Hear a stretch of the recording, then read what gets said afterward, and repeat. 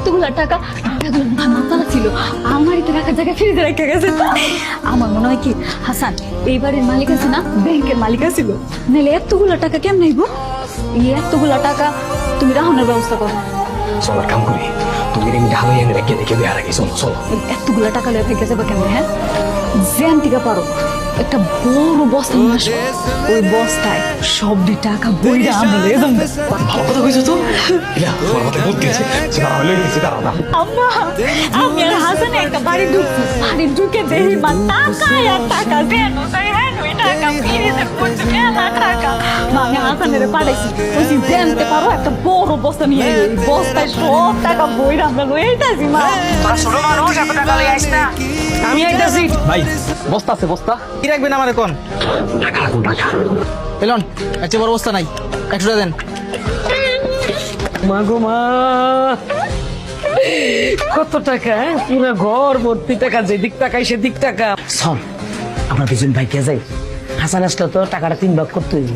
আমরা এক ভাগ্যে গেলে শুধু আমগো টাকা আমগো একজনে নিয়ে যাবো। চল তুমি কথাটা কইলা কি?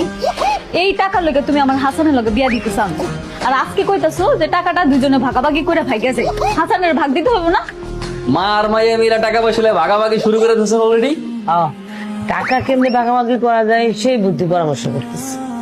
কলিং বেলতেছে বাড়ির মালিকাই করছে। আমার তাড়াতাড়ি চলে না, আমার টাকা পয়সা যা আছে সবকিছু লইয়া পিছের জানাতে ভাগ গেছে। এই চলো পয়সা চলো। না না, যদি বাড়ির মালিকাই তো তাহলে তো চাবি দিয়ে খুললে ঘরে ঢুকতো, তাই না?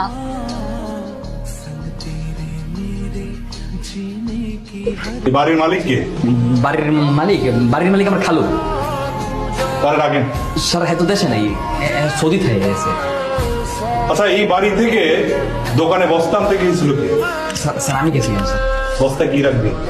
বস্তার ভিতরে হ্যাঁ মানে স্যার আমি বলতেছি স্যার, আমি গেছি খালু, একটু বিরাট বড় লোক। হ্যাঁ, যাওনের আগে আমাকে এত সবজি কিনে দিয়ে গেছে, আলু পটল সিম বরবটি, এগুলো রাহনের জায়গা নেই, আমরা মানুষ হয়েছি 2 জন। পরে কইলাম কি যে দোকানে যাও, দোকানে গিয়ে একটা বড় বস্তা নিয়ে আসো, বস্তায় করে সবকিছু গ্রামে পাঠাই দিব। কিন্তু আমি শুনলাম তুই নাকি দোকানদারে বলছস বস্তায় টাকা রাখবি। না স্যার দোকানদারের লোক ফাইজলামি করছিল, একটু মশকাতে করছিল।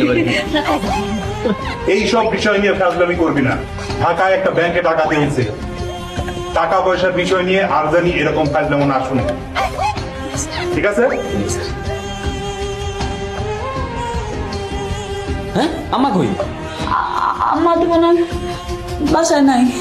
আম্মাই বাসায় নেই মানে এখন লইবি নাকি? আমার কল দিয়ে জিগাও কই আছে? আপনার ডায়াল নম্বরটি